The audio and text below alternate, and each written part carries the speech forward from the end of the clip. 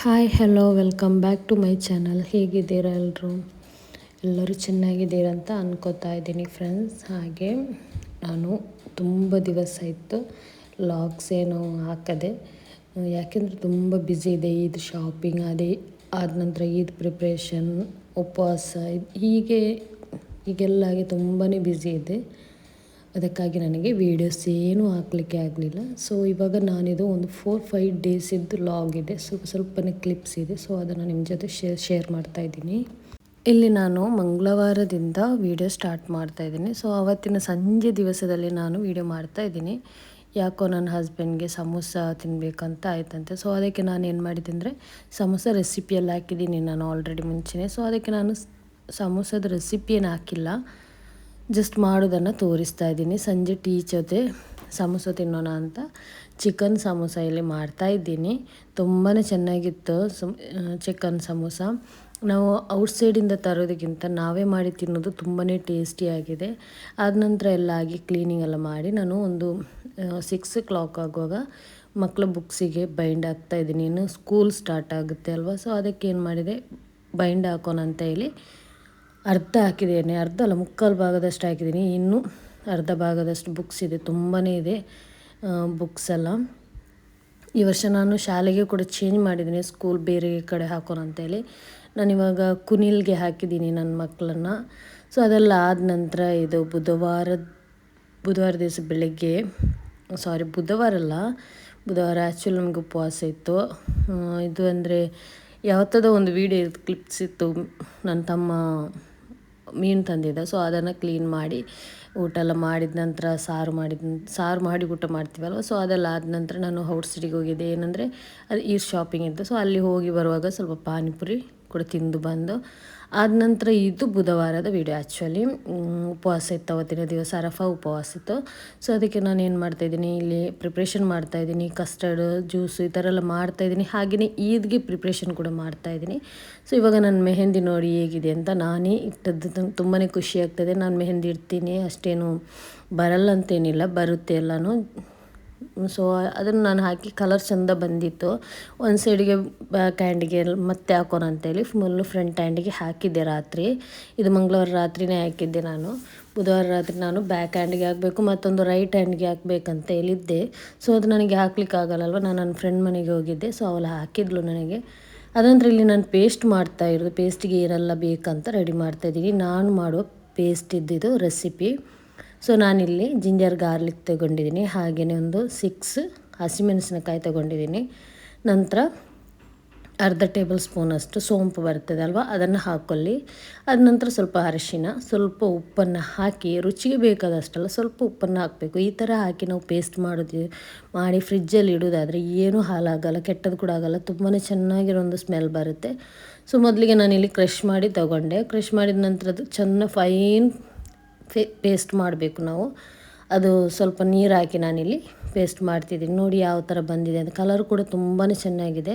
So ಇದಕ್ಕೆ ಪುದೀನ ಸೊಪ್ಪು ಮತ್ತು ಕೊತ್ತಂಬರಿ ಸೊಪ್ಪನ್ನು ಕೂಡ ಹಾಕಬೇಕು. ಅದನ್ನು ಕೂಡ ನಾನು ತೋರಿಸ್ತೀನಿ ನಿಮಗೆ. ಇವಾಗ ಒಂದು ಟ್ರಿಪ್ ನಾನು ಸ್ವಲ್ಪ ಹಾಕಿ ಪೇಸ್ಟ್ ಮಾಡಿದ್ದೀನಿ. ಜಾಸ್ತಿ ಹಾಕಬಾರ್ದು, ಚಿಕ್ಕ ಜಾರ್ ಬರ್ತದಲ್ಲ ಅದರಲ್ಲಿ ಹಾಕಿ ಚೆನ್ನಾಗಿ ನೀಟಾಗಿ ಪೇಸ್ಟ್ ಮಾಡಬೇಕು. ಒಂಚೂರು ಅದರ ಪೀಸ್ ಸಿಗಬಾರ್ದು, ತುಂಡು ಕೂಡ.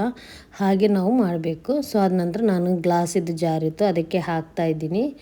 ಇವಾಗ ಬಾಕಿ ಇದ್ದದನ್ನು ಹಾಕ್ತಾಯಿದ್ದೀನಿ, ಶುಂಠಿ ಮತ್ತು ಬೆಳ್ಳುಳ್ಳಿ. ಅದರ ಜೊತೆಗೆ ಕೊತ್ತಂಬರಿ ಸೊಪ್ಪು ಮತ್ತು ಪುದೀನ ಸೊಪ್ಪು ಸ್ವಲ್ಪನೇ ಹಾಕಿದ್ರೆ ಆಯಿತು. ಗ್ರೀನ್ ಕಲರ್ ಆಗಿ ಚೆಂದ ಕಾಣುತ್ತೆ, ಹಾಗೆಯೇ ಫ್ಲೇವರ್ ಕೂಡ ಇರುತ್ತೆ. ಇವಾಗ ನಮಗೆ ಅರ್ಜೆಂಟಿಗೆ ಏನಾದರೂ ಮನೆಗೆ ಗೆಸ್ಟ್ ಬಂದಿರುತ್ತೆ, ಆವಾಗ ನಮ್ಮ ಹತ್ರ ಗ್ರೀನ್ ಚಿಲ್ಲಿ ಅಥವಾ ಕೊತ್ತಂಬರಿ ಸೊಪ್ಪು, ಪುದೀನ ಸೊಪ್ಪು ಇಲ್ಲ ಅಂದರೂ ಕೂಡ ಟೆನ್ಷನ್ ಮಾಡೋ ಅವಶ್ಯಕತೆ ಇರಲ್ಲ. ಪೇಸ್ಟಲ್ಲಿ ಇರುತ್ತಲ್ಲ, ಸ್ವಲ್ಪ ಫ್ಲೇವರ್ ಸಿಗುತ್ತೆ ಅದರದ್ದು. ಅದಕ್ಕೆ ಅದ ನಂತರ ಬಾಕಿದನ್ನಾಗಿ ಸ್ವಲ್ಪ ನೀರು ಹಾಕಿ ಫೈನಾಗಿ ಪೇಸ್ಟ್ ಮಾಡ್ತಾ ಇದ್ದೀನಿ ಇಲ್ಲಿ. ಇವಾಗ ನಾನು ನಿಮಗೆ ಜಾರ್ ತೋರಿಸಿದೆ, ಅದು ಲಾಸ್ಟ್ ಇಯರ್ ನನ್ನ ಹಸ್ಬೆಂಡ್ ಬರುವಾಗ ತಂದಿದ್ದರು, ಅಬ್ರೋಡಿಂದ ಬರುವಾಗ. ಸೊ ಅದು ಆ್ಯಕ್ಚುಲಿ ನೂಡಲ್ಸ್ ಇದ್ದು ಬಾಟಲ್ ಆಗುತ್ತೆ. ಅದಕ್ಕೆ ಕೆಚಪ್ ಹಾಕಲಿಕ್ಕೆ ಒಂದು ಲಿಡ್ ಬಂದಿದೆ, ಸ್ಮಾಲ್ ಕಂಟೈನರ್ ಬಂದಿದೆ, ಹಾಗೆ ಸ್ಪೂನ್ ಕೂಡ ಇದೆ.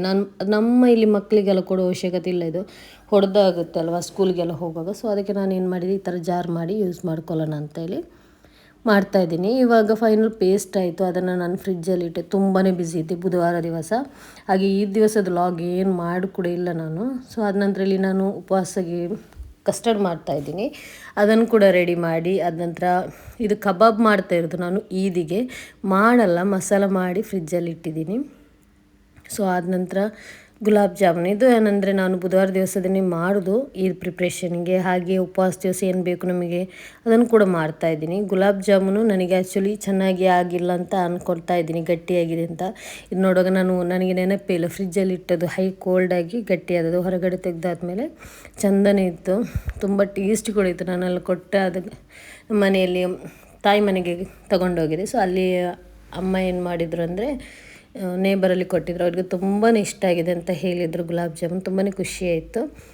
ಆದ ನಂತರ ಈ ಉಪವಾಸ ಎಲ್ಲ ತೆರೆದು ಮೆಹಂದಿ ಇಡ್ಲಿಕ್ಕೆಲ್ಲ ಹೋಗಿದ್ದೆ, ಅದರದ್ದೆಲ್ಲ ವೀಡಿಯೋಸ್ ಎಲ್ಲ ಮಾಡಿಲ್ಲ. ಸೊ ಆದ ನಂತರ ಫೈನಲಿ ಈದ್ ಲಾಗ್ ಇದು. ಈದ್ ದಿವಸ ಲಾಗ್ ಅಂತಿಲ್ಲ, ಈದ್ ದಿವಸ ಗುರುವಾರ ದಿವಸ ನಾವು ಈದೆಲ್ಲ ಸೆಲೆಬ್ರೇಟ್ ಮಾಡಿ ತುಂಬ ಬ್ಯುಸಿ ಇದೆ ಈದ್ ದಿವಸ. ನಾನು ಆಚೆ ಈಚೆ ಹೋಗೋದು, ನಾದಿನಿ ಮನೆಗೆ ಹೋಗಿದ್ವಿ, ಹೀಗೆ ತುಂಬಾ ಬ್ಯುಸಿ ಇದೆ. ತಾಯಿ ಮನೆಗೆ ತಂಗಿ ಮನೆಗೆ ಅಂತೆಲ್ಲ ತುಂಬಾ ಬ್ಯುಸಿ ಇದ್ವಿ.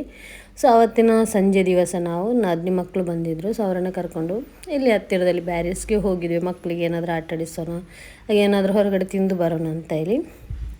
ನಾನು ಆ್ಯಕ್ಚುಲಿ ಇದಕ್ಕೆ ಇಲ್ಲಿ ಮಟನ್ ಬಿರಿಯಾನಿ, ಕಬಾಬ್, ಗುಲಾಬ್ ಜಾಮೂನ್ ಹಾಗೆ ವೆಲ್ಕಮ್ ಡ್ರಿಂಕ್ ಮಾಡಿದ್ದೆ, ತುಂಬಾ ಚೆನ್ನಾಗಿತ್ತು. ಸೊ ಹಾಗೆ ಪಿಜ್ಜಾ ಎಲ್ಲ ತಿಂದು ಈ ದಿವಸ ನಾನು ಆ್ಯಕ್ಚುಲಿ ನೈಟ್ 10-11 ಕ್ಲಾಕ್ ಆಗಿದೆ ಬರುವಾಗ. ಸೊ ಹೇಗಿದೆ ಮೆಹಂದಿ ಡಿಸೈನ್ ಅಂತ ಕಮೆಂಟ್ ಹಾಕಿ ನನಗೆ. ನಾನು ನನ್ನ ಮಗಳಿಗೆ ಮತ್ತು ನನಗೆ ಇಟ್ಟದ್ದು, ನಾನು ಇಟ್ಟದನ್ನು ಹಾಕಿದ್ದೀನಿ, ನನ್ನ ಫ್ರೆಂಡ್ ಹಾಕಿದ್ದನ್ನು ನಾನು ಇದರಲ್ಲಿ ತೋರಿಸಿಲ್ಲ. ಸೊ ಹಾಗೆ ಇವತ್ತಿನ ಲಾಗನ್ನು ಇಲ್ಲಿಗೆ ಎಂಡ್ ಮಾಡ್ತಾ ಇದ್ದೀನಿ. ನನ್ನ ಇವತ್ತಿನ ಲಾಗ್ ನಿಮಗೆ ಇಷ್ಟ ಆಗಿದ್ದಲ್ಲಿ ಪ್ಲೀಸ್ ಒಂದು ಸಬ್ಸ್ಕ್ರೈಬ್ ಮಾಡ್ಕೊಳ್ಳಿ. ಹಾಗೆಯೇ ಫ್ಯಾಮಿಲಿ ಫ್ರೆಂಡ್ಸ್ಗೆ ಶೇರ್ ಮಾಡಲಿಕ್ಕೆ ಕೂಡ ಮರಿಬೇಡಿ. ಏನಾದರೂ ನಿಮಗೆ ತಿಳಿಸ್ಲಿಕ್ಕಿದ್ರೆ ಕಾಮೆಂಟಲ್ಲಿ ತಿಳಿಸಿ. ನನ್ನ ವಾಯ್ಸ್ ಕೂಡ ಹಾಗೆ ದಿನೇ ದಿನೇ ಚೇಂಜ್ ಆಗ್ತಾ ಇರುತ್ತೆ, ಅಡ್ಜಸ್ಟ್ ಮಾಡ್ಕೊಳ್ಳಿ. ಔಟ್ಸೈಡ್ ಹೋಗಿ ಏನಾದರೂ ಕುಡಿತಾ ಇರ್ತೀನಲ್ವ, ಸೊ ಹಾಗಾಗಿ ಇನ್ನು ಸಿಗೋಣ ನೆಕ್ಸ್ಟ್ ವೀಡಿಯೋದಲ್ಲಿ.